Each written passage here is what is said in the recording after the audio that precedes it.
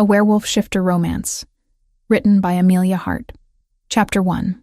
Echoes of Era Rhiannon woke to the sound of rain against stone, each drop a hammer blow that echoed through the grief lodged in her chest.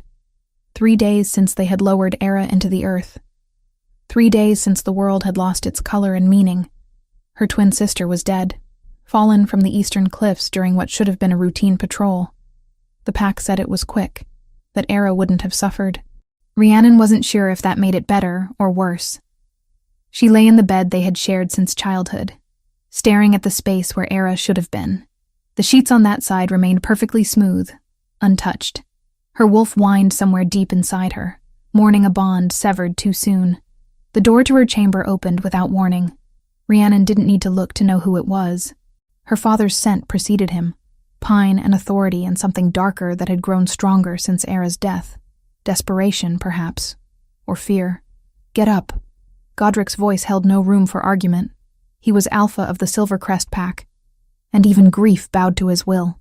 We need to talk. Rhiannon pushed herself upright, her long brown hair falling around her shoulders in tangled waves. She caught sight of herself in the polished bronze mirror across the room and flinched. The face staring back could have been Era's. Same amber eyes, same scattering of freckles across pale skin, same small frame that had never quite matched their warrior sister's presence. Except for the scar, the tiny mark on her chin from a childhood fall that Era had never had. Her father moved to the window, his broad shoulders blocking the gray light. Rain streaked down the glass behind him, distorting the view of Silvercrest's stone courtyard below. When he finally spoke, his words were measured, calculated. The Luna trial is in 1 week. Rhiannon's stomach clenched. She had forgotten. How could she have forgotten? Era had been preparing for months, training relentlessly for the chance to prove herself as the pack's future Luna. 5 candidates from allied packs were set to compete. It was supposed to be Era's triumph. Father, I don't think you will take her place. Godric turned to face her, his eyes hard as flint. The pack cannot afford to appear weak. We've already lost our heir. If we withdraw from the trial, every rival will see it as vulnerability. The words hit Rhiannon with the force of a physical blow. Take her place? Father, I can't just... You're identical twins. His tone suggested the matter was already settled. No one outside our immediate family could tell you apart. You'll compete as Era. You'll win as Era. But I'm not her. The protest came out small, childish. Rhiannon hated the weakness in her own voice. No. Something cruel flickered across her father's features. You're not. Era was strong, decisive, born to lead. But she's gone. And you're what remains. The words shouldn't have hurt. Rhiannon had heard variations of them her entire life. She was the spare, the shadow, the one who excelled at things that didn't matter to a warrior pack.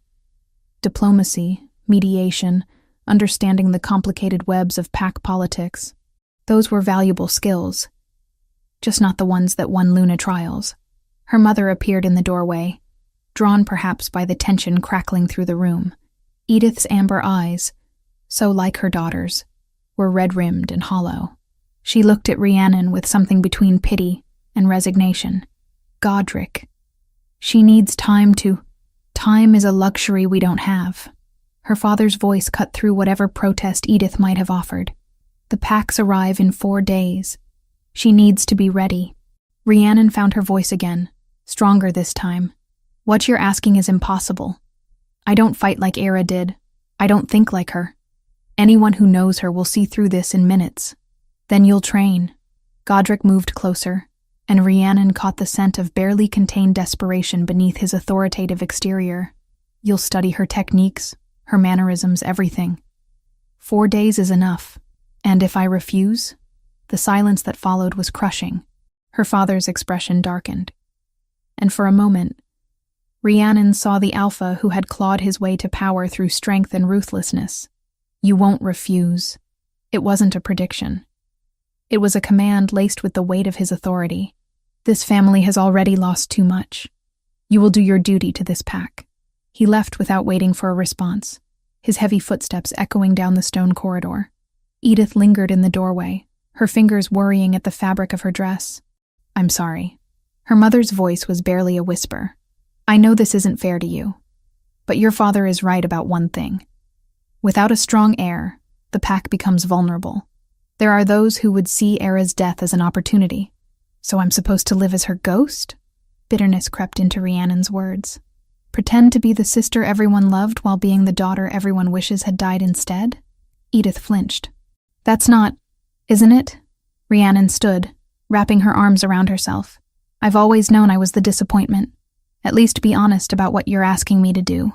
Her mother opened her mouth, closed it, then tried again. "You were never a disappointment, Rhiannon. Just different from Era. And sometimes, being different is not enough?" Rhiannon supplied when her mother trailed off. "I know, Mother. I've always known."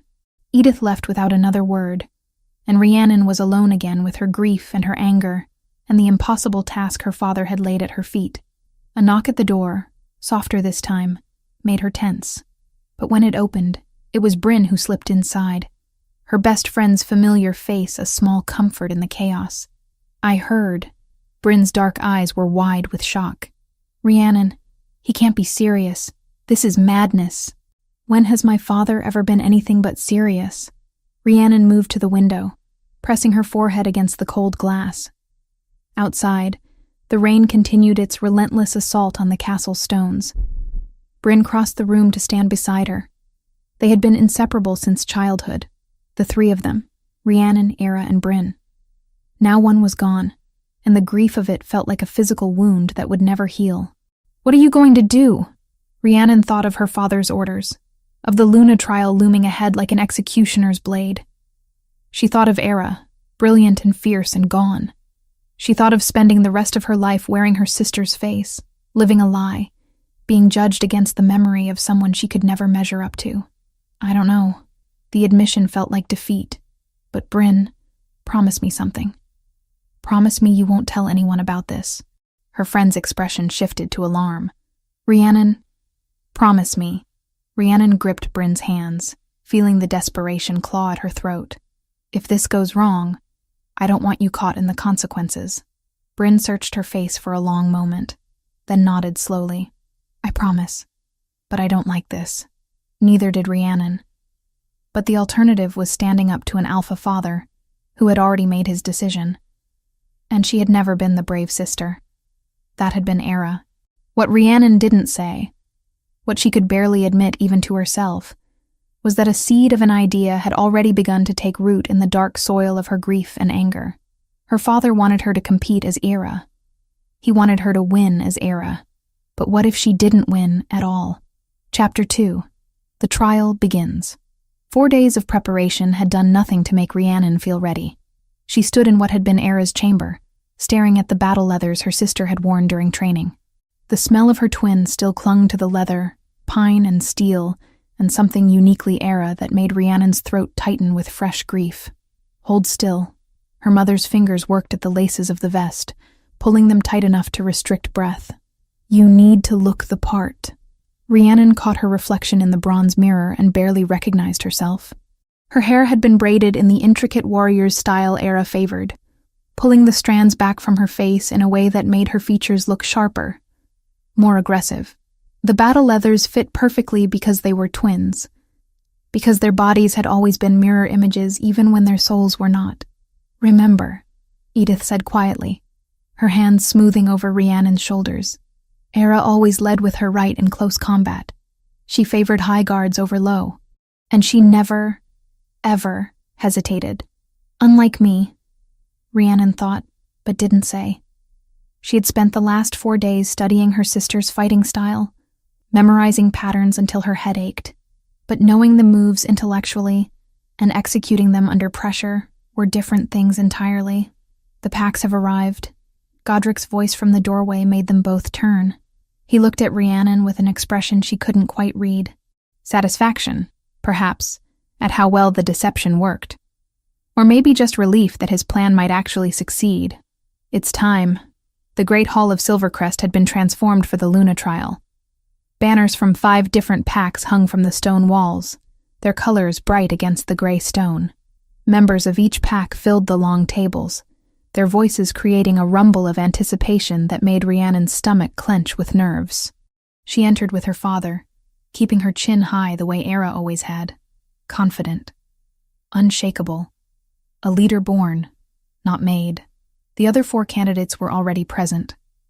Rhiannon recognized 2 of them from previous gatherings, strong women with the bearing of warriors. The other 2 were strangers, but the way they carried themselves spoke of violence held carefully in check. "And finally," announced Meredith, the ancient healer who would oversee the trials, representing the Silver Crest Pack, Era, daughter of Alpha Godric. The room erupted in respectful noise. Rhiannon forced herself to nod acknowledgement, channeling every memory she had of her sister's graceful arrogance. Don't think. Just move like she would move. Stand like she would stand. That's when she felt it. A prickling awareness along her spine, as if someone's gaze had physical weight. She turned slightly, searching for the source, and her eyes found the raised platform where visiting alphas sat in observation. He dominated the space without trying.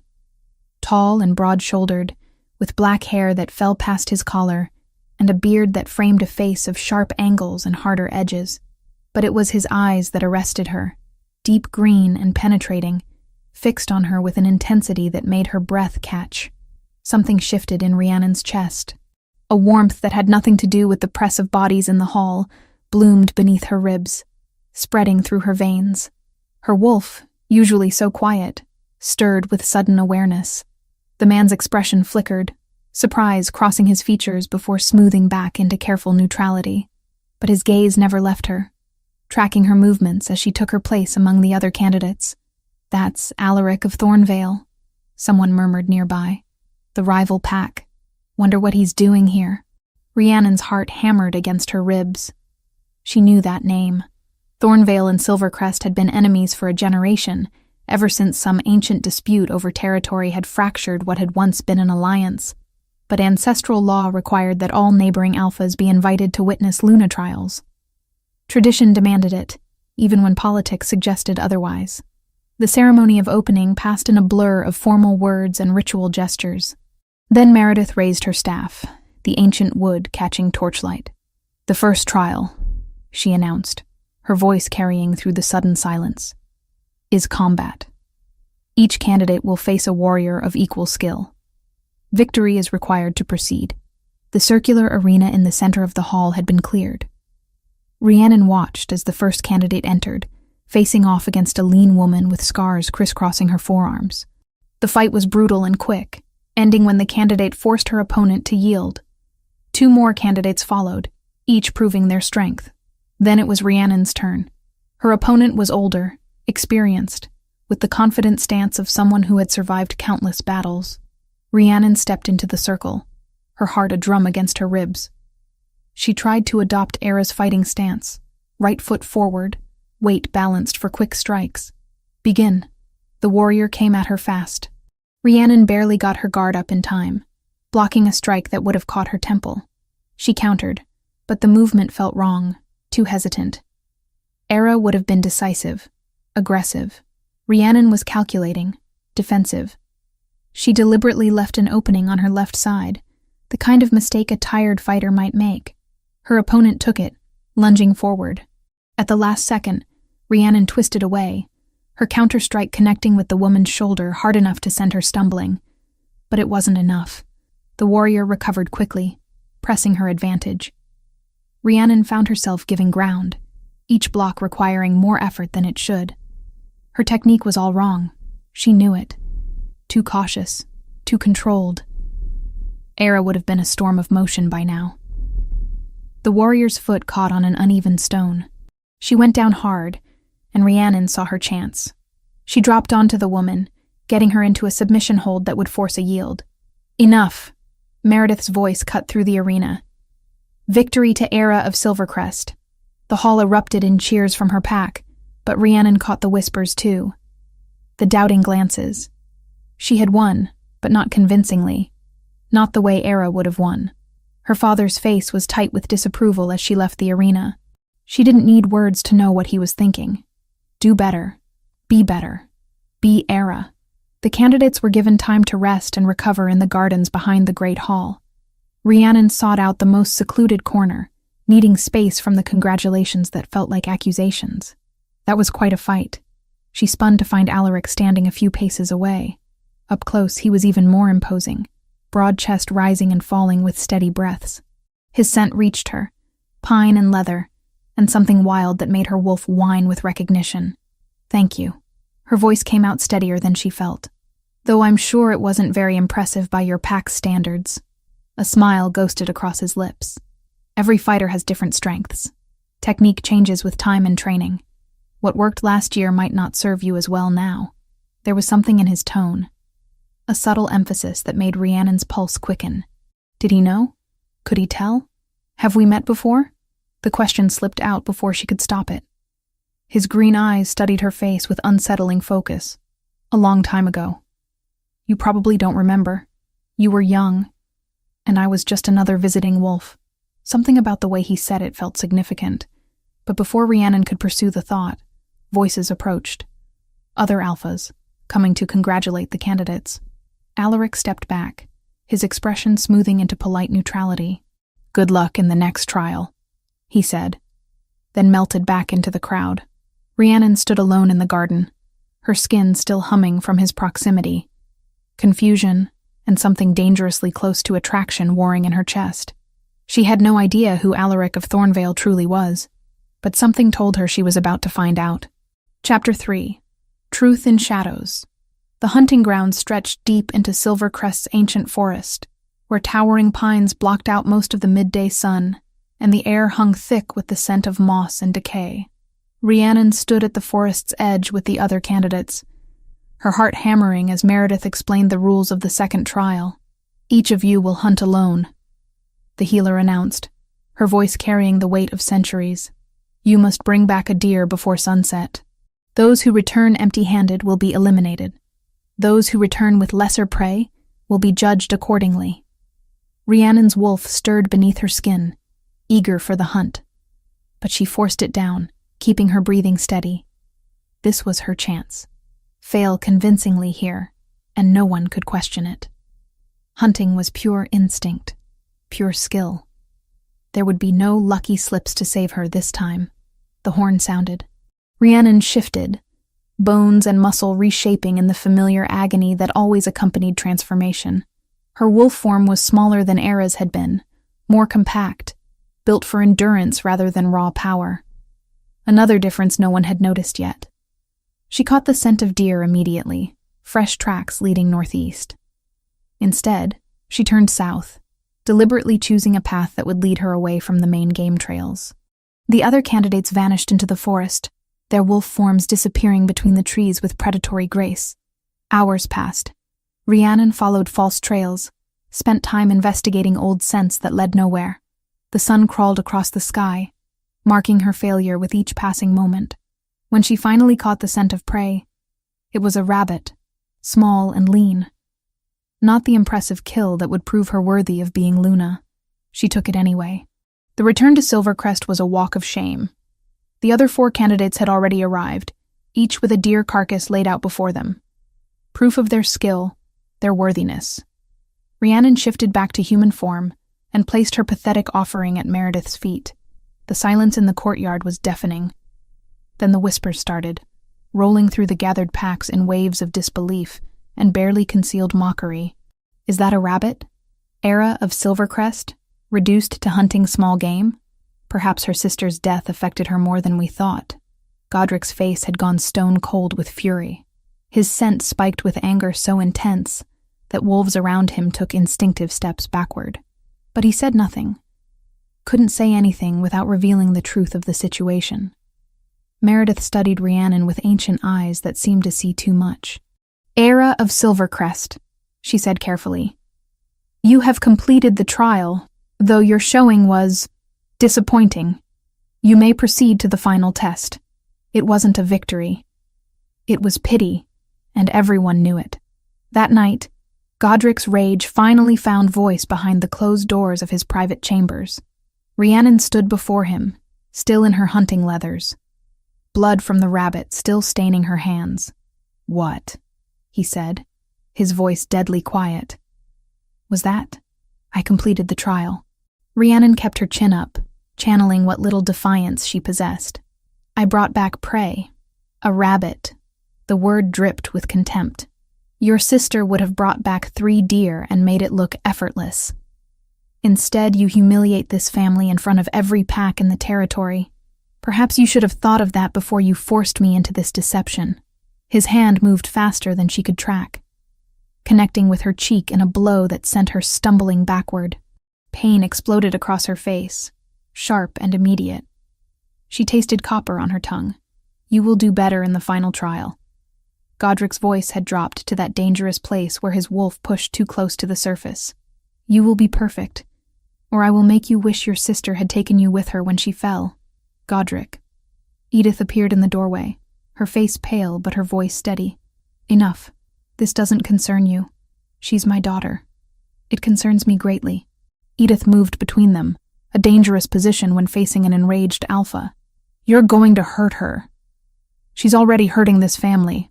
But Godric stepped back, some of the fury draining from his expression to be replaced by cold calculation.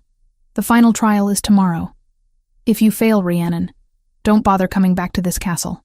He left, taking his suffocating presence with him. Edith turned to Rhiannon, reaching for her injured face, but Rhiannon pulled away. Don't. The word came out harsh, broken. Just don't. She fled before her mother could respond, before the tears burning behind her eyes could fall. The castle felt like a cage, every stone wall a reminder of expectations she could never meet. She needed air, needed space, needed to be somewhere that didn't smell like her father's disappointment. The forest welcomed her like an old friend. Rhiannon ran through the darkness, letting her wolf guide her to the one place she had always felt safe. The hidden waterfall had been their sanctuary, hers and Era's, a place where they could be themselves instead of the alpha's daughters. She collapsed beside the pool, finally letting the tears come. Great, heaving sobs that tore from her chest and echoed off the rocks. Everything hurt. Her face where her father had struck her, her heart that still bled for Era, her soul that was being slowly crushed under the weight of being someone she wasn't. You're not very good at pretending to be her. Rhiannon spun, her hand going instinctively to the knife at her belt. Alaric stood at the edge of the clearing, his tall form backlit by moonlight filtering through the trees. His green eyes gleamed in the darkness, tracking her every movement. How did you find me? Her voice came out rough, raw from crying. I followed your scent. He moved closer, each step deliberate and unthreatening. You're upset. I could smell it from the castle. You shouldn't be here. Rhiannon stood, trying to pull together the shreds of her dignity.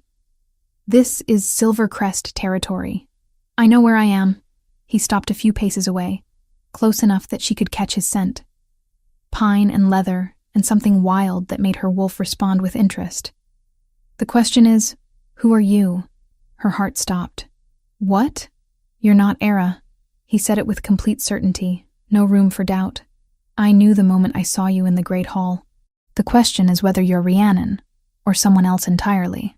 The denial died on her lips. There was no point in lying, not when he was looking at her with those two knowing eyes. How? I spent a summer here, 10 years ago. Diplomatic exchange between our packs, back when we were still allies. Alaric's expression softened slightly. I was 18. You and your sister were 12. I remember you both. Era had a scar on her knee from a training accident. You had one here. His hand lifted, finger pointing at her chin. From falling out of that oak tree near the eastern gate. Rhiannon's hand went unconsciously to the small mark, barely visible in the moonlight.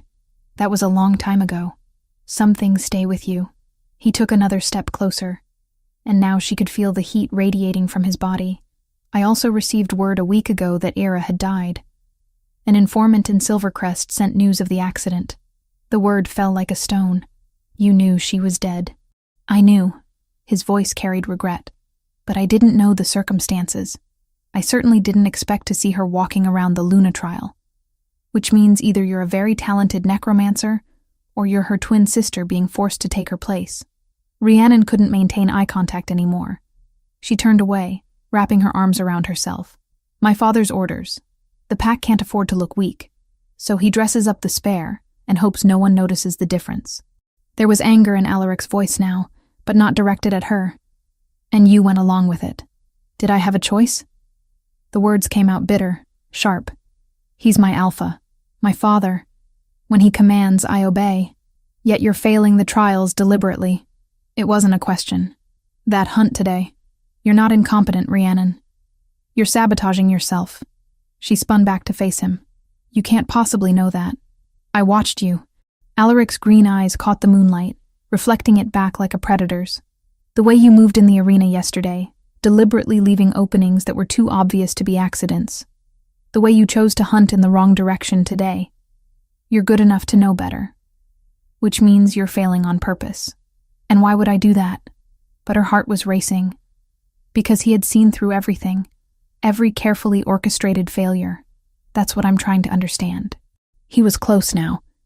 Close enough that she had to tilt her head back to maintain eye contact. Why would someone go through all this trouble to lose? The truth spilled out before she could stop it. Because I'd rather be banished as myself than live the rest of my life as Era's ghost. Her voice broke on her sister's name. Everyone loved her. She was everything I'm not. Strong, confident, meant to lead. If I become Luna by pretending to be her, then Rhiannon never existed at all. I'll just be the inferior copy of someone better. Something shifted in Alaric's expression. Understanding, perhaps. Or pity. Rhiannon couldn't stand either. You think very little of yourself, he said quietly. I think realistically. She turned away again, unable to bear the intensity of his gaze. You saw me today. That's who I really am. I saw someone deliberately throwing a trial. His voice was closer now, right behind her. I saw someone brave enough to defy her alpha father, even if it means exile. I saw someone choosing her own identity over comfort and safety. You saw someone weak. No. His hand touched her shoulder, gentle but firm, turning her back to face him. I saw someone strong in ways your sister never was. The words hit harder than her father's blow had. Rhiannon felt tears threatening again, but this time from something that might have been gratitude, or hope, or the dangerous warmth that bloomed in her chest whenever Alaric was near. Why do you care? The question came out barely above a whisper. His thumb brushed across her cheekbone, wiping away a tear she hadn't realized had fallen. The touch sent electricity racing down her spine, made her wolf whine with longing for something she didn't understand. Because, he said, voice rough. I see you, Rhiannon. Not Era. You. They were too close now. She could count the individual whiskers in his beard, see the ring of darker green around his pupils. His scent surrounded her, filled her lungs, made her dizzy with want. Some instinct she didn't recognize pulled her forward, tilting her face up toward his. He leaned down, his breath warm against her lips. For one heartbeat. Two. The world narrowed to just the space between them. Then Rhiannon came to her senses and jerked backward, breaking the spell. I can't. Her voice shook. I don't even know you. Something like disappointment flickered across Alaric's face. But he stepped back, giving her space. You're right. I apologize. Rhiannon? Bryn's voice carried through the forest, distant but approaching. Are you out here? You should go, Rhiannon said quickly. If she finds you here? I know. But Alaric hesitated, his eyes searching her face one more time. The final trial is tomorrow. What will you do? What I have to. The answer was automatic, learned from years of obedience. Or, he said softly, you could do what you want. He was gone before she could respond, disappearing into the forest like a ghost. Rhiannon stood alone by the waterfall, her lips still tingling from the kiss that hadn't happened, her mind racing with everything he had said. Bryn emerged from the trees moments later, her worried expression easing when she saw Rhiannon. There you are. I've been looking everywhere. Are you all right? No. The honesty felt strange, liberating. But I will be. She just had to survive one more trial. Then, one way or another, this nightmare would be over. Chapter 4. Unmasking. The Great Hall was packed tighter than it had been for the first two trials.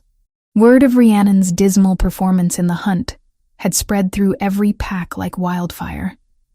drawing wolves who wanted to witness the final humiliation of Silvercrest's heir, or what they thought was Silvercrest's heir. Rhiannon stood among the other 4 candidates, her hands clenched at her sides to hide their trembling. This was it. The final trial. After this, one way or another, the charade would be over. Meredith raised her gnarled staff for silence. The ancient healer's eyes swept over the assembled candidates before settling on the crowd. "The final trial tests not strength of body," she announced, her voice carrying through the stone chamber, "but wisdom of mind and heart. Aluna must be able to resolve conflicts within her pack, to see beyond immediate gains to long-term prosperity." 2 wolves were brought forward, both from a neutral pack. They carried themselves with the rigid posture of those locked in bitter dispute. Meredith gestured to them. "These warriors both claim rights to the same hunting grounds along the river border. Each has valid arguments. Each has support within their pack. A poor decision will fracture pack unity. A wise decision will strengthen it." She turned to the candidates. "You will each propose a solution. The pack elders will judge which answer shows the greatest wisdom." The first candidate stepped forward, a tall woman from the Northern Territories. Her solution was practical, dividing the territory based on seasonal migration patterns of prey. Solid, logical, uninspired. The second candidate proposed a rotation system.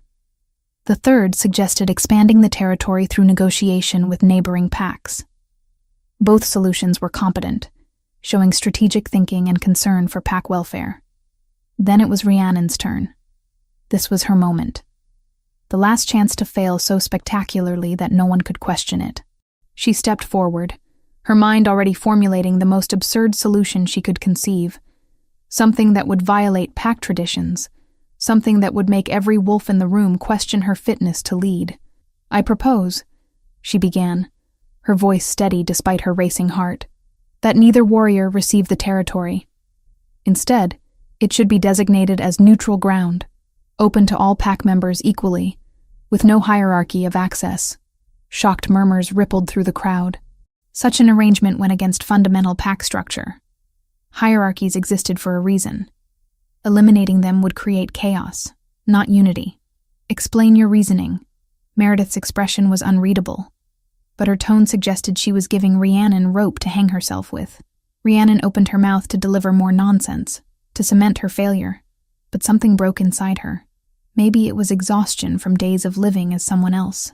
Maybe it was Alaric's words at the waterfall, telling her she was strong in her own right. Maybe it was just that she was so tired of being afraid. "Because traditions," she said, and her voice gained strength with each word, "don't always serve the pack. Sometimes they serve only those who benefit from keeping others in their place." She looked directly at her father, saw his eyes narrow with warning. She continued anyway. "We trap people in roles they never chose, in lives they never wanted, and call it duty. We sacrifice individual happiness for some vague notion of the greater good, never questioning whether that good is really as great as we claim." The hall had gone silent. Rhiannon could feel the weight of every gaze, but she couldn't stop now. The words poured out, raw and honest, and probably suicidal. A true Luna shouldn't just maintain tradition. She should question it. She should ask whether the way things have always been done is actually the way they should continue. Because sometimes, the greatest strength isn't in following the old paths. It's in having the courage to forge new ones. For a moment, the silence was absolute. Then whispers erupted, some scandalized, some thoughtful. Rhiannon saw several younger wolves nodding, their expressions considering. But she also saw the elders shaking their heads, faces set in disapproval. She had done it. She had failed so thoroughly that even her father's political connections couldn't save her now. "That's enough."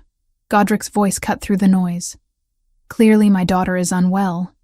Grief has affected her judgment. This isn't Era." The voice came from near the entrance. Bryn stood there, her face pale, but her voice clear. She pushed through the crowd, and Rhiannon saw tears streaming down her friend's face. "Bryn, don't..." Rhiannon started, but Bryn shook her head. "I can't watch you destroy yourself." Bryn's voice broke. "This isn't Ira of Silvercrest. This is Rhiannon, her twin sister. Era died 2 weeks ago in a fall from the eastern cliffs. There had been days between the fall and the funeral, and then the trials had stretched the rest. The count in Bryn's mouth was grimly precise. Alpha Godric forced Rhiannon to take her place to avoid appearing weak. Chaos exploded. Wolves surged to their feet, voices rising in outrage and disbelief. Godric moved toward Bryn with murder in his eyes, but several pack members blocked his path, their expressions demanding answers. "This is absurd," Godric snarled. "The girl is delusional." "I'm not." Bryn stood her ground. Era had a scar on her knee from training.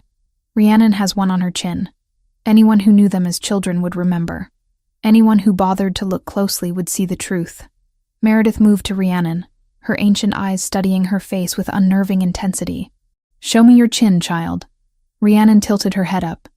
The small scar, barely visible but undeniably there, marked her as someone other than Era. Meredith's expression shifted from stern to something almost sad. "The trial is invalid," she announced. "Sacred law has been violated. The penalty for such deception is banishment from all pack territories." Edith finally found her voice. "Please," she was following her alpha's orders. Silence. Godric's hand shot out, not quite striking his mate, but the threat clear. Edith flinched backward, and something flickered across her face. Fear, yes, but also a spark of something that might have been anger. The alpha commanded this?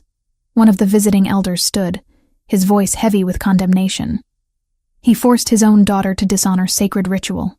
The crowd's mood shifted, turning from Rhiannon to Godric.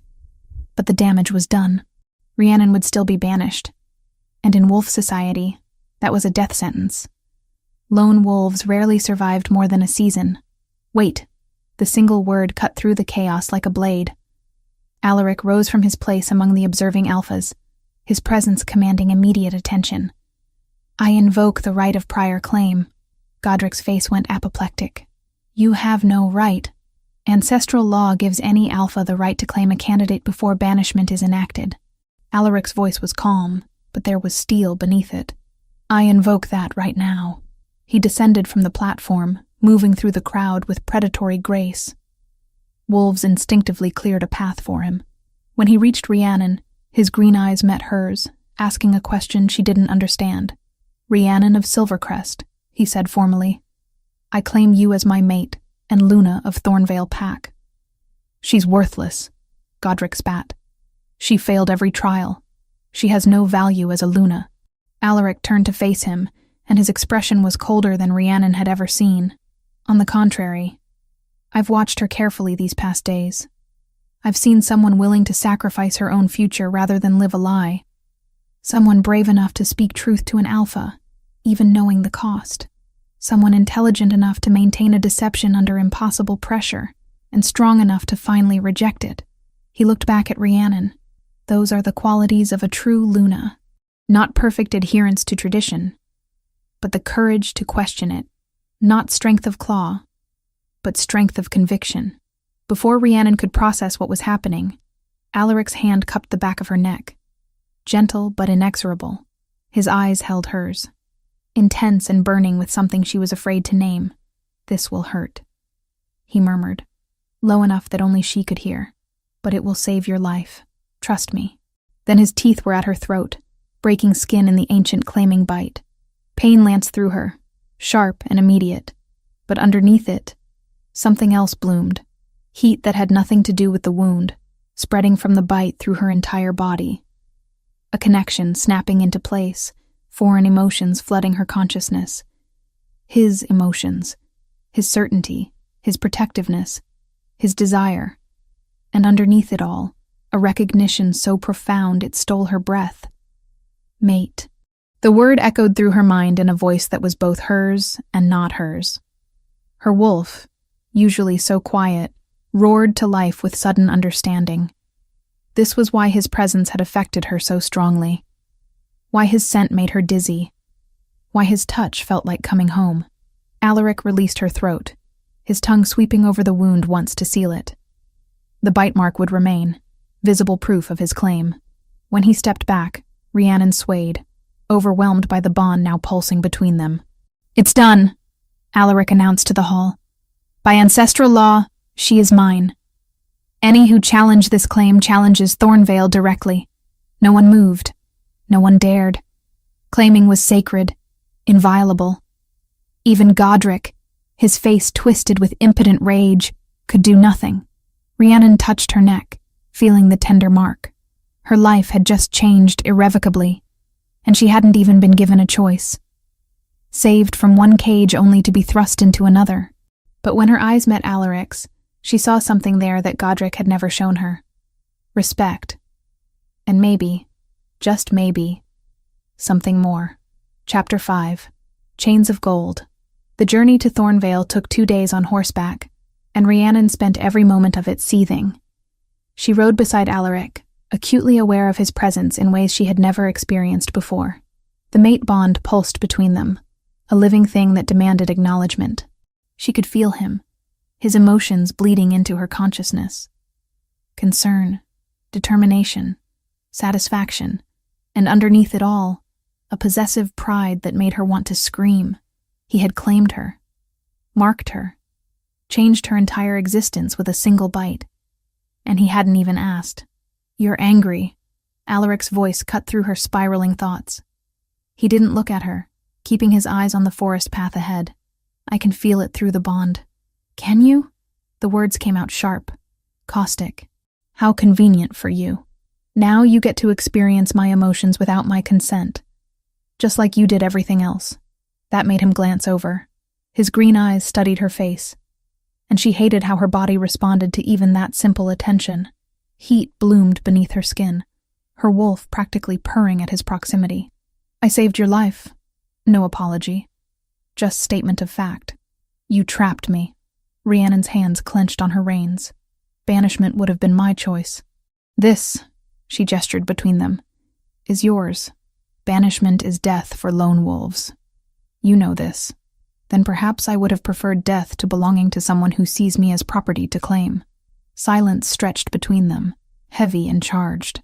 When Alaric finally spoke again, his voice had gone quiet. "Dangerous. Is that what you think? That I see you as property? Don't you?" She turned to face him fully, anger and hurt warring in her chest. "You didn't ask, Alaric. You didn't give me a choice. You just took what you wanted. Consequences be damned." His jaw clenched, muscle jumping beneath his beard. "The law required—" "I don't care about the law." The words burst out of her, raw and honest. "I've spent my entire life being told what to do, who to be, how to act. My father forced me to pretend to be Era. You forced me to be your mate. Where in any of this was my choice?" Alaric pulled his horse to a stop. Rhiannon kept riding for a few paces before realizing he wasn't following. When she turned back, he was staring at her with an intensity that made her breath catch. "You're right." The admission seemed to cost him something. "I should have asked. But Rhiannon, your father was about to let you die rather than admit his deception. I had seconds to act. Would you have said yes if I'd asked?" The question hung between them. Rhiannon wanted to say no, to maintain her righteous anger. But the truth was more complicated. She had felt the pull toward him from the moment their eyes met in the great hall.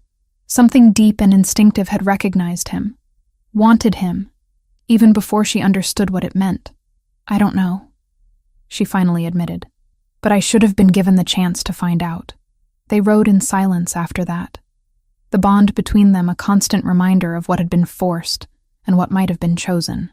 As the sun began to set on their first day of travel, Tavish, Alaric's beta, found them a sheltered clearing to make camp. Rhiannon dismounted stiffly, her body aching from hours in the saddle. She moved to the far side of the clearing, needing distance from Alaric's overwhelming presence. But the bond stretched between them, uncomfortable when they were apart.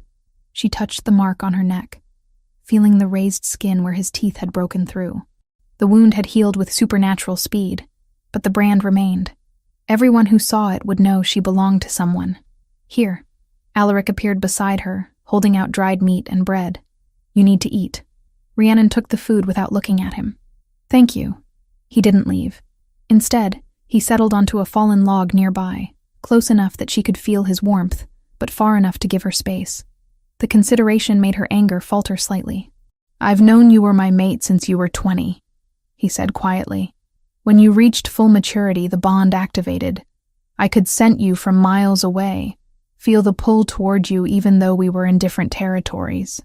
Rhiannon froze, the bread halfway to her mouth. 4 years? You've known for 4 years and said nothing? Ancestral law forbids an alpha from pursuing a Luna candidate from another pack during trial preparations. It's considered interference, an attempt to steal valuable members before they can strengthen their home pack. His expression was grim. If I had approached you, it could have sparked war between Silvercrest and Thornvale. Our packs were already enemies. One wrong move could have destroyed any chance of peace. So you just watched. The thought made her skin prickle. You watched me for 4 years and did nothing. I watched to make sure you were safe. Something fierce entered his voice. I had informants who told me when you were unhappy, when your father pushed you too hard, when Era overshadowed you. I wanted to claim you 1,000 times, Rhiannon, but I couldn't, not without breaking laws that would have put you in even more danger. She turned to look at him fully. In the firelight, his features seemed softer, more vulnerable than she had seen them. The trial was your first legal opportunity. After banishment was declared, yes. A claiming at that moment supersedes pack law. It was the only way. He met her gaze steadily. I won't apologize for saving you, but I am sorry you didn't get the choice. The sincerity in his voice undid something in Rhiannon's chest. She was still angry, still felt the violation of having her agency stripped away, but she could also see the impossible position he had been in. Can you undo it? The question came out smaller than she intended. The claim. The bond. Can it be broken? Pain flickered across his face. No.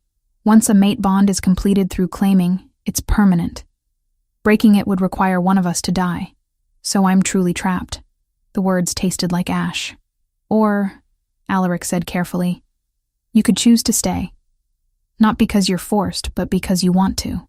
Rhiannon laughed, bitter and sharp. Want to? I don't even know you. Then get to know me. He leaned forward, elbows on his knees. I won't force anything beyond what's necessary to maintain the bond. You have your own chambers in Thornvale, your own space. I'll give you time, Rhiannon, as much as you need. And if I never want this, what then? Then I'll spend the rest of my life hoping you change your mind. The raw honesty in his voice stole her breath. This wasn't the arrogant alpha she had expected. This was someone genuinely trying to make the best of an impossible situation. They reached Thornvale the following evening. The castle rose from the forest, stone walls covered in climbing ivy and window boxes overflowing with late-season flowers. Where Silvercrest had been all hard edges and military precision, Thornvale felt alive, welcoming. Pack members emerged to greet them, their faces curious but not hostile. Rhiannon had expected judgment, perhaps even resentment toward the claimed outsider. Instead, they offered respectful nods and genuine smiles. Welcome to Thornvale, Luna, an older woman said, bowing slightly. We're honored to have you. Luna. The title felt foreign on her shoulders, heavy with responsibility she hadn't earned. But these wolves looked at her with expectation, waiting to see what kind of leader she would be. Alaric led her inside, through corridors that smelled of pine and wood smoke rather than stone and steel. Her chambers were in the eastern wing, spacious and bright, with windows overlooking gardens that still bloomed despite the approaching autumn. These are yours, Alaric said from the doorway. No one will enter without your permission. Not even me. Rhiannon explored the space, taking in the large bed, the writing desk, the bathing room with a copper tub. It was more than she had ever had at Silvercrest. More privacy, more freedom. Thank you, she said, and meant it. Alaric nodded, then hesitated. There's a council meeting tomorrow. Pack business. You're welcome to attend if you'd like. I value good counsel, and you showed wisdom during the trial. The offer surprised her. You want my opinion on pack matters? You're Luna now. Your voice matters. He paused. But only if you're ready. No pressure. After he left, Rhiannon sank onto the bed, exhaustion finally catching up with her. The mate bond hummed quietly, a constant reminder of Alaric's presence somewhere in the castle. She reached for it experimentally, following the thread of connection. His emotions washed over her. relief that they had arrived safely, concern for her well-being, and underneath it all, a fierce protectiveness that should have felt suffocating, but instead felt oddly comforting. Perhaps, she thought as sleep claimed her, this cage was lined with gold instead of iron. Perhaps being trapped here wouldn't be the worst thing that could have happened, but she still wished it had been her choice. The next morning, a messenger arrived from Silvercrest. Rhiannon was in the gardens when Alaric found her, his expression grave. "Your father is demanding your return," he said without preamble. "He claims you were taken against your will. If I don't send you back within 3 days, Silvercrest will consider it an act of war." Rhiannon's blood went cold. War between packs meant death, devastation, all because she had dared to be someone other than who her father wanted. I should go back. The words felt like poison on her tongue. I should face him and prevent this. Absolutely not. Alaric's voice went hard. He'll kill you, Rhiannon. I'm certain of it. And if I don't go, how many will die in a war that's my fault? His hand cupped her face, gentle but inexorable. None of this is your fault. Your father created this situation with his lies and manipulation. I won't let him destroy you to cover his own sins. Rhiannon wanted to believe him. But the weight of potential deaths pressed down on her, making it hard to breathe. War was coming, and somehow, she would have to find a way to stop it. Chapter 6. Buried Truths. 2 weeks in Thornvale had done something unexpected to Rhiannon. It had given her space to breathe. She stood in the council chamber, listening as pack members debated the merits of expanding their trade agreements with a neighboring pack. The discussion had grown heated, voices rising as 2 factions argued their positions with increasing fervor. Enough. Alaric's voice cut through the noise, commanding without shouting. Rhiannon, you've been quiet. What do you think? Every eye in the room turned to her. A few weeks ago, the attention would have paralyzed her. Now, having spent days observing how Thornvale operated, she found her voice. Both sides have merit, she said carefully. But you're focused on immediate gains rather than long-term relationships. Trade agreements should strengthen bonds between packs, not just fill coffers. Perhaps, instead of choosing one proposal, we combine them. Expand trade, but do it gradually, building trust with each successful exchange. Silence fell. Then Tavish, Alaric's beta, nodded slowly. That's actually brilliant. We avoid overcommitting while still showing good faith. The debate resumed, but with her suggestion as the new foundation. When the meeting concluded, several pack members approached her with respect in their eyes, thanking her for the wisdom. It felt strange. Good. But strange. Later, in the gardens where late autumn roses still clung to life, Alaric found her. The mate bond had grown familiar now, a constant awareness of his location, his emotional state. She felt his approach before she heard his footsteps. You did well in there, he said, settling onto the stone bench beside her, close enough that their shoulders nearly touched, far enough to give her space. He always gave her space. I just said what made sense. But pleasure bloomed warm in her chest at the praise. You saw what others missed. His green eyes caught the fading sunlight. That's your gift, Rhiannon. Reading people. Understanding what drives them. Finding solutions that serve everyone. Thornvale needs that. I need that. The admission made her pulse quicken. Over the past 2 weeks, her anger had gradually transformed into something more complicated. She still resented the lack of choice. But she couldn't deny that Alaric had kept every promise he'd made. Her chambers remained her own. He never pushed, never demanded. He simply existed beside her, steady and patient, waiting for her to come to him rather than forcing her hand. I've been thinking, she said quietly, about Era, about how she died. Alaric's expression sobered. What about it? Something doesn't add up. Era was the most sure-footed climber in Silvercrest. She could navigate those cliffs blind. How does someone like that just fall? Accidents happen, even to the skilled. Or it wasn't an accident at all. The thought had been growing in her mind for days, taking shape like a shadow solidifying into something real and terrible. What if my father needed her gone? Alaric was quiet for a long moment. Then he said, "I've had similar thoughts, which is why I've had Tavish making inquiries." Discreetly, hope and dread warred in Rhiannon's chest. "Have you learned anything? We found someone. A wolf who was near the eastern cliffs the day Era died. He's agreed to speak with us, but only if we guarantee his safety." Alaric stood, offering his hand. "Are you ready to hear the truth?" Rhiannon took his hand, feeling the now familiar jolt of connection. "I have to be.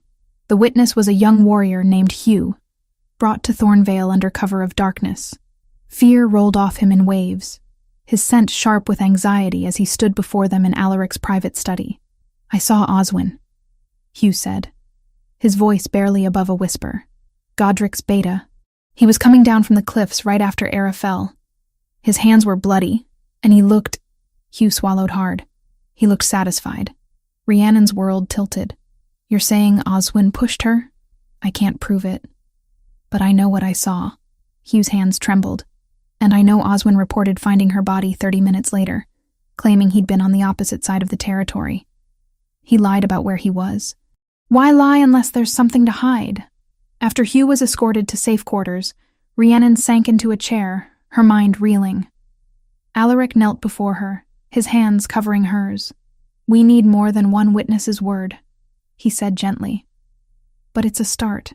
Tavish has men watching Oswin's movements. If he ventures into neutral territory, we can take him without sparking immediate conflict. My father ordered this." The words felt like stones in Rhiannon's mouth. "He had his own daughter murdered. We don't know that for certain yet, don't we?" She looked at Alaric through tears she couldn't hold back. "He forced me to take her place, to live as her ghost. Why would he do that unless keeping the line of succession intact mattered more than either of our lives?"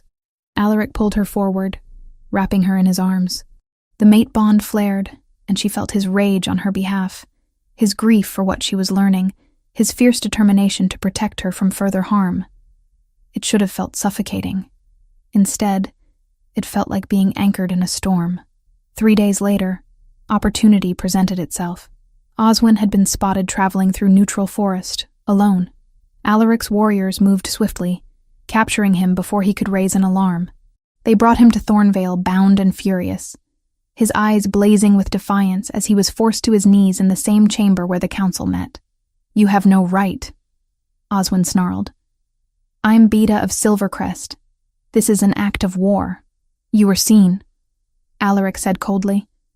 "The day Ira died, coming down from the cliffs with blood on your hands." Something flickered across Oswin's face. Fear, quickly masked. "I found her body. Of course there was blood. You reported finding her 30 minutes later on the opposite side of the territory." Rhiannon stepped forward, her voice steady despite the rage burning in her veins. "You lied about your location. Why?" "I was confused. Grief." "Don't." The word cracked like a whip. "Don't you dare speak of grief when you're the one who caused it. Did my father order you to kill her?" The silence stretched. Then Oswin laughed, bitter and harsh. "You really don't know, do you? Neither of you had any idea what she was planning. Tell us." Alaric's voice dropped to that dangerous place where his alpha nature pushed close to the surface. "She was pregnant," Oswin spat, "carrying the child of some common warrior. Planning to run away, abandon her duty, expose Godric's dealings with corrupt members of the Alpha King's Council." His lips curled into a sneer. "She was going to destroy everything your father built, Rhiannon." He had no choice. The words hit like physical blows. Pregnant. Era had been pregnant. Planning to flee, to expose corruption, to reject the very role Rhiannon had been forced into. "So you pushed her." Rhiannon's voice came from somewhere far away, hollow and cold. "I did what was necessary for the pack. You murdered my sister and her unborn child." The words ripped from Rhiannon's throat. "My niece. My nephew. They're gone because you and my father decided they were inconvenient." The grief crashed over her then, massive and overwhelming. Not just for Era anymore, but for the innocent life that had never had a chance to begin. For the sister who had been braver than anyone knew, who had chosen love over duty, and paid for it with her life. Her knees gave out.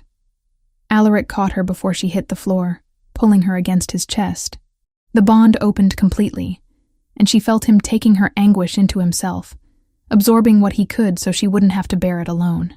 "Take him to the cells," Alaric ordered over her head. "Double guard. He doesn't eat, sleep, or breathe without someone watching." Later, when the storm of grief had passed enough for her to function, Rhiannon found herself in Alaric's chambers. She didn't remember how she'd gotten there, only that being close to him eased the raw wound in her chest. "Era was going to do what I didn't have the courage to," she said, staring at the fire crackling in the hearth. She was going to reject it all and choose her own path. And she paid the price. Alaric sat beside her, close enough that his warmth seeped into her bones. "I'm sorry, Rhiannon, for what was done to her, for what was done to you." She turned to look at him. Really look at him. In the firelight, his features seemed softer, the hard edges of the alpha giving way to the man underneath, the man who had been patient with her anger, who had given her space and time, who had just held her while she shattered. "Thank you," she whispered, "for being here, for not forcing me to face this alone. You'll never be alone again." His hand came up to cup her face, thumb brushing away tears she hadn't realized were falling. "Not if I have anything to say about it." The kiss happened without thought, without planning. One moment they were looking at each other. The next, her lips were on his, desperate and hungry and searching for something to ease the pain. He responded immediately, his arms coming around her, pulling her closer until there was no space between them. It wasn't gentle. It was grief and need, and the overwhelming relief of connection, of not being alone in the darkness. When they finally broke apart, both breathing hard, Rhiannon pressed her forehead against his. "I'm still angry," she said. "About the claim, about not having a choice. I know." His voice was rough, strained. "But I think..." She pulled back to meet his eyes. "I think I'm starting to understand why you did it. And maybe, eventually, I can forgive you for it." Before Alaric could respond, Tavish burst through the door, his face pale with urgency. "Alpha, we have a problem. Bryn just arrived. She says Godric knows about Oswin's capture. He's mobilizing the entire Silvercrest pack for war." Chapter 7. Blood Under Moonless Skies. The attack came on the night of the waxing gibbous, when darkness hung heaviest over the forest and Shifter's strength ran weakest. Rhiannon woke to the sound of warning bells, their frantic clanging cutting through the pre-dawn silence like screams. "They're here." Alaric was already dressed, strapping on his sword belt with swift efficiency. Through the mate bond, she felt his battle focus, sharp and deadly. "Stay in the castle. The walls are..." "No." Rhiannon was on her feet, reaching for the leather armor Thornvale's craftsman had made for her. "I won't hide while your pack fights for my safety." "Rhiannon, he's my father." The words tasted like poison. "This is my fight as much as yours." Their eyes met, and something passed between them. Understanding, perhaps. Respect. Then Alaric nodded once, sharp and decisive. "Stay close to me. Don't take unnecessary risks." The battle at Thornvale's northern border was chaos incarnate. Silvercrest warriors poured from the tree line in wolf form, their howls splitting the night. Thornvale met them with organized ferocity, defending their territory with the desperation of those protecting home and family. Rhiannon shifted, her wolf form smaller and leaner than most around her. But where others charged forward with brute strength, she moved with purpose. She had spent weeks observing Thornvale's warriors, learning their patterns, their strengths. Now she used that knowledge, calling out positions through the pack bond, coordinating strikes that maximized their advantages. A Silvercrest wolf lunged for a young Thornvale warrior's exposed flank. Rhiannon intercepted, driving the attacker back with snapping jaws. Not the strongest fighter, but smart enough to read the flow of battle, to be where she was needed most. "Luna's organizing the western flank," she heard someone shout. "Follow her lead."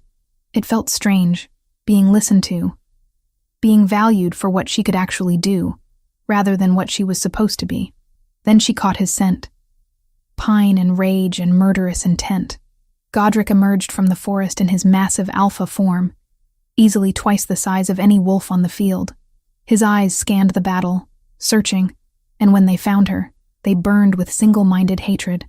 He wanted her dead, needed her dead. She was the proof of his crimes, the witness to his manipulation. As long as she lived, his power remained threatened. Godric charged through his own warriors, heedless of who he trampled. Rhiannon's wolf froze, prey instinct screaming at her to run. But before she could move, Alaric was there, intercepting his father mid-leap. The two alphas collided with bone-crushing force. Alaric was younger, faster, but Godric fought with the desperation of someone with everything to lose. They tore at each other, blood darkening their fur, snarls echoing across the battlefield. Rhiannon watched in horror as Godric's jaws closed around Alaric's throat. Not quite crushing, but the threat clear. One wrong move, and her mate would die. She didn't think, couldn't think. Her body moved on pure instinct, transforming mid-leap into her wolf form and launching herself at her father's exposed back. Her teeth sank into his shoulder, tearing through muscle. Godric released Alaric with a roar of pain and fury, spinning to face his daughter. For one heartbeat, their eyes met. His held no recognition, no love, just cold calculation and murder. He threw her. His massive paw connected with her ribs, sending her flying through the air like a discarded toy. She hit a tree trunk with devastating force, feeling something inside her crack and splinter. Pain exploded through her body, white-hot and all-consuming. Rhiannon tried to rise, but her legs wouldn't support her. Blood filled her mouth, copper-tasting and wrong. Through the haze of agony, she saw Alaric transform back to human form, saw the rage twisting his features as he realized she was hurt. The fight that followed was brutal. Alaric fought with the fury of a mate defending his bond, every strike calculated to maim, to punish. Godric was strong, but his earlier injuries had weakened him. Slowly, inevitably, Alaric drove him down. When Godric finally collapsed, Alaric's hand closed around his throat, claws extended. One squeeze and it would be over. Justice for Era, for the unborn child, for Rhiannon. No. The word came out as a wheeze, but somehow Alaric heard it. Don't. Rhiannon dragged herself forward, each movement agony. Her ribs screamed protest, and she was fairly certain something was bleeding internally. But she needed to face him. Needed to say this. You lost both of us, she said, forcing the words past blood and pain. Era died running from you. I left choosing someone else. You murdered your own grandchild before it could even draw breath. And for what? Power? Control? She coughed, tasting more blood. You have no daughters now. No heirs. Nothing. Godric stared at her. And for just a moment she thought she saw regret flicker across his features. Then it was gone, replaced by cold defiance. I did what was necessary. You did what was monstrous. Edith's voice cut through the clearing, steady and strong. She stood at the forest edge, having followed the army on foot. Her amber eyes, so like her daughter's, blazed with long-suppressed fury. I let you control me for years. Let you hurt our daughters because I was too afraid to stand against you.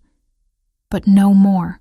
She walked forward, addressing the gathered Silvercrest warriors.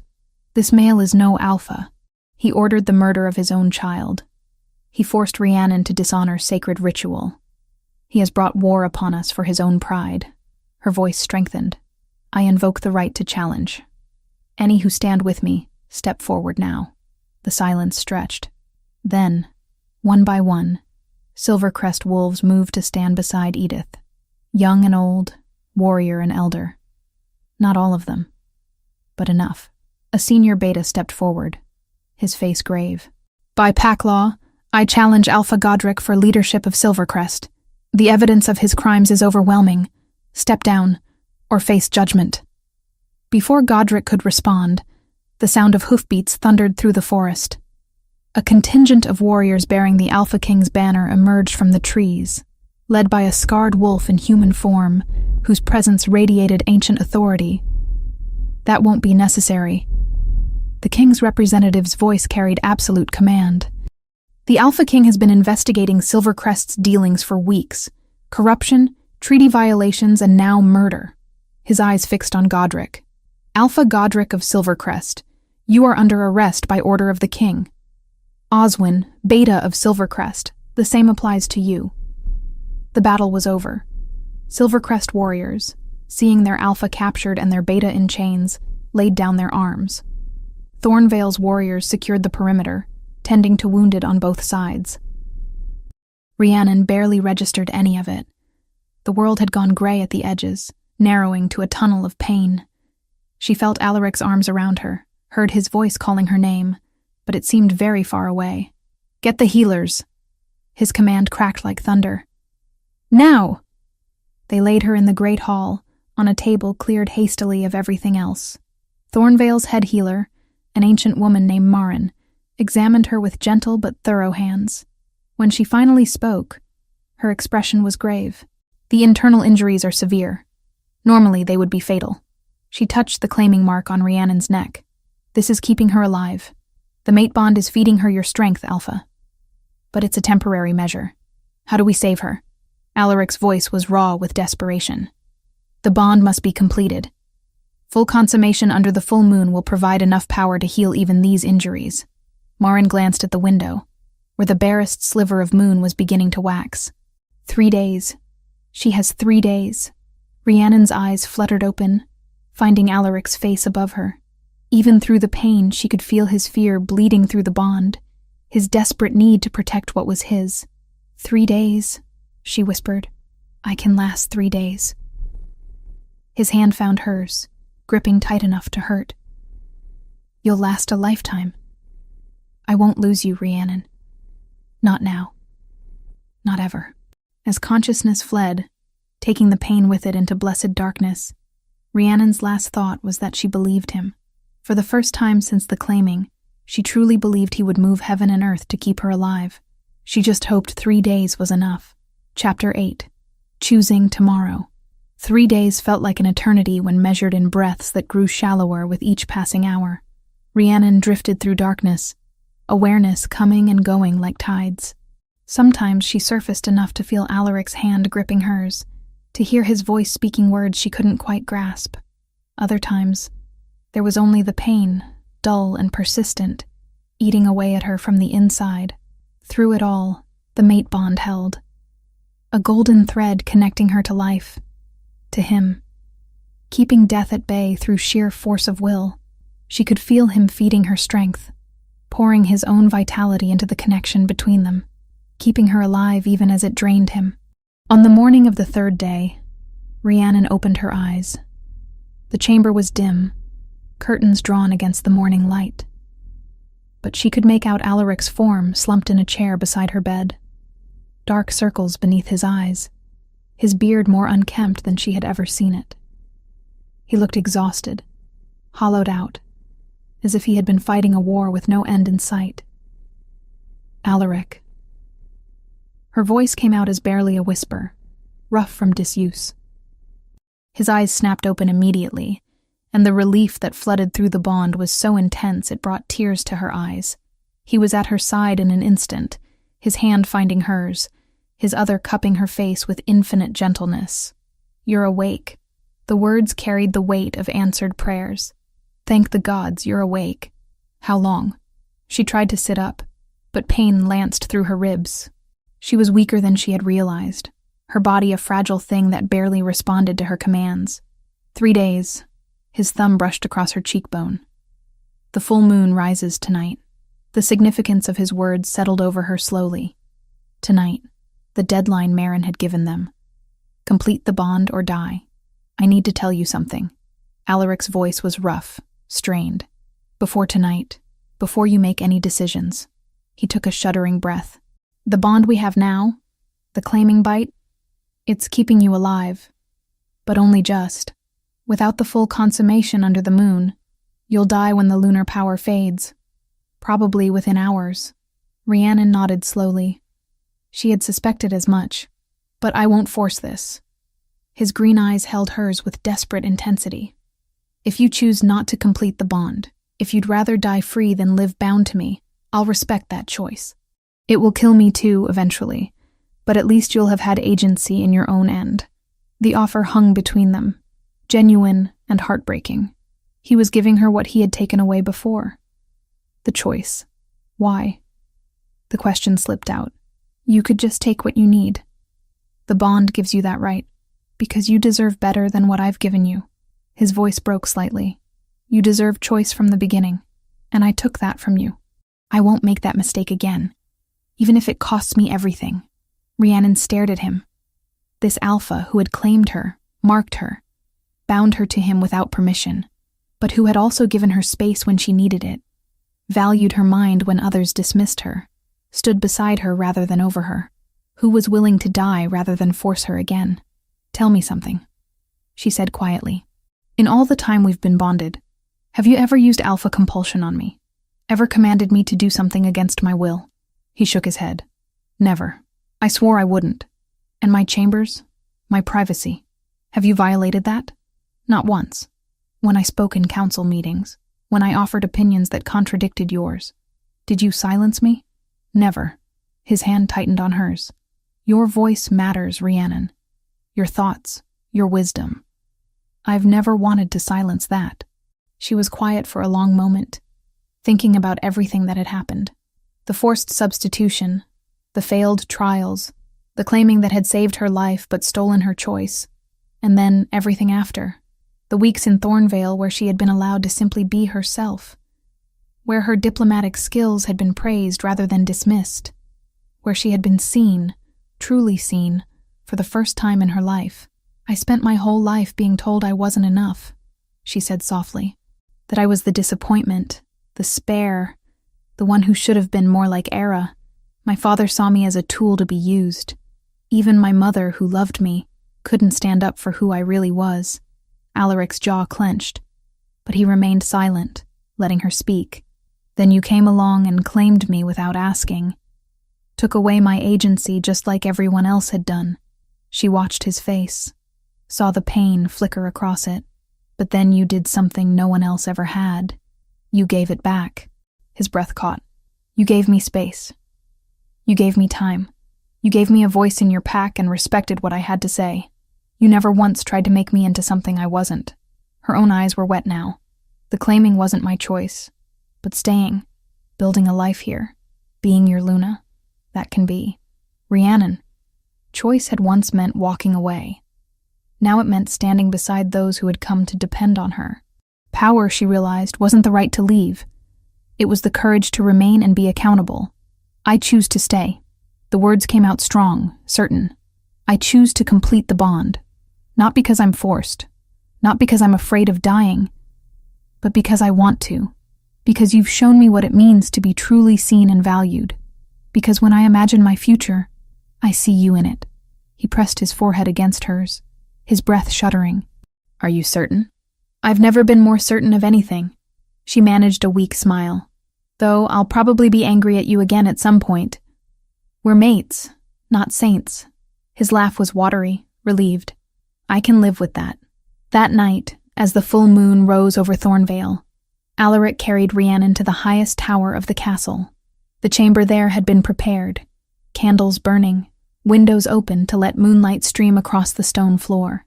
What happened between them was intimate, sacred, theirs alone, the consummation of a bond that had begun with force but was ending with choice. Every touch was reverent, every kiss a promise. When the moon reached its zenith and the bond solidified completely, Rhiannon felt the transformation wash through her.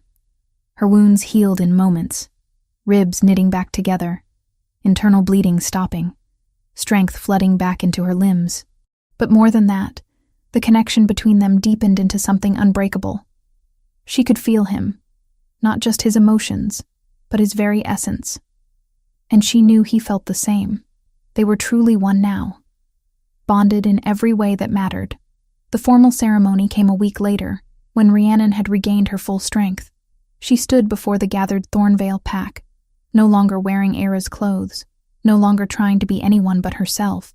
I present to you Rhiannon, Luna of Thornvale, Alaric announced, his pride evident in every word. My mate, my equal, my counsel. The pack's acceptance was genuine, their respect earned through weeks of watching her work, seeing her wisdom in action. When an old territorial dispute arose during the ceremony, Rhiannon stepped forward and mediated a solution that left both parties satisfied. The pack's approval was thunderous. Bryn arrived the next day, accepting Rhiannon's offer to join Thornvale as her personal advisor. The reunion was tearful, joyful, healing.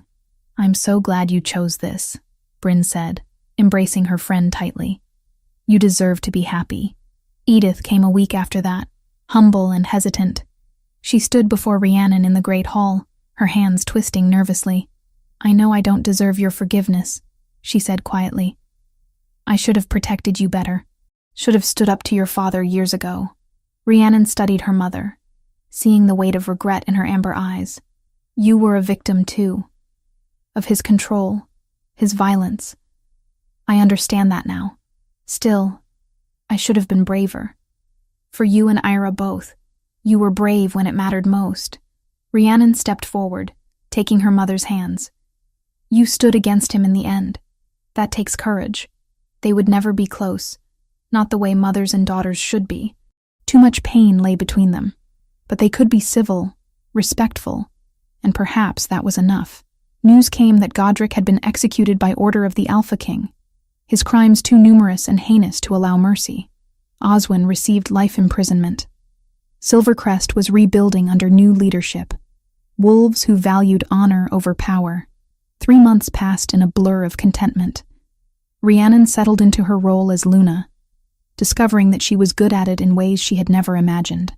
Not through strength of claw, but through understanding hearts and minds. It was Marin who noticed first, studying Rhiannon with knowing eyes during a routine examination. "You're with child," the healer announced, her wrinkled face breaking into a smile. "About 6 weeks along, I'd say." The world stopped. Rhiannon's hand went instinctively to her stomach, where new life grew. Alaric's child. Her child. Era's niece or nephew in a way, carrying on the bloodline that should have been hers. "I'm pregnant," she whispered. And Alaric's arms were around her immediately, his joy and awe flooding through the bond. That evening, they returned to the hidden waterfall, the secret place that had once been hers and Era's. Rhiannon stood at the water's edge, Alaric's hand warm in hers, and let herself finally, fully grieve.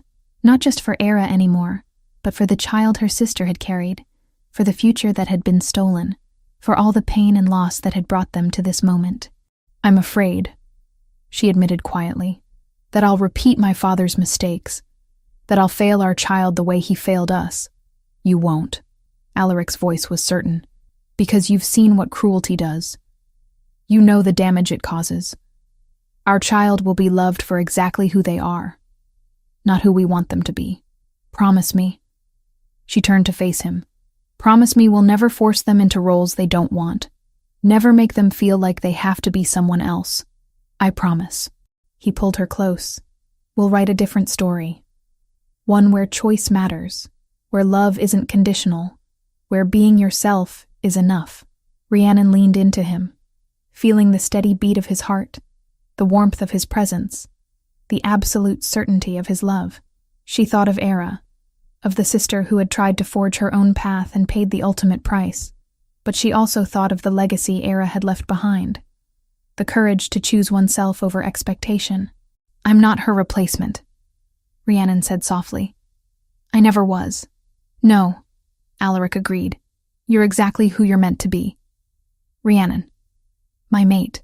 Thornvale's Luna. The mother of our child. And that's more than enough." As moonlight danced across the waterfall, and the forest sang its ancient song around them, Rhiannon finally let go of the weight she had carried for so long. She was free, not because she had escaped, but because she had chosen her path, her mate, her future. And that made all the difference.